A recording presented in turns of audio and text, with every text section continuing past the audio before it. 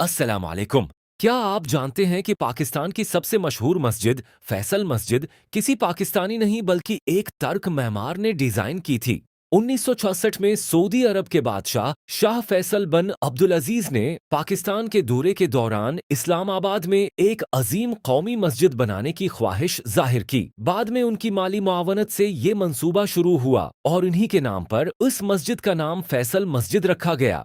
1959 में दुनिया के 17 ममालिक से 43 डिजाइन मौसूल हुए, जिनमें तुर्क मामार वेदत दालुकाय का मुनफरद डिजाइन मुंतखब किया गया। फैसल मस्जिद की सबसे हैरान कन बात यह है कि इस पर रवायती गंबद मौजूद नहीं। उसकी शक्ल अरब बधुओं के खीमे से मुतासिर होकर बनाई गई है, जबकि उसके 4 बुलंद मीनार तकरीबन 90 मीटर ऊंचे हैं। मस्जिदों की तामीर 1976 में शुरू हुई और 1986 में मुकम्मल हुई, जबकि पहली बाजमात नमाज 18 जून 1988 को अदा की गई। ये मस्जिद मार्गिला की खूबसूरत पहाड़ियों के दामन में वाक़ है और एक वक्त में तकरीबन 3 लाख नमाजियों की गुंजाइश रखती है, जिसकी वजह से ये दुनिया की बड़ी मसाजिद में शुमार होती है।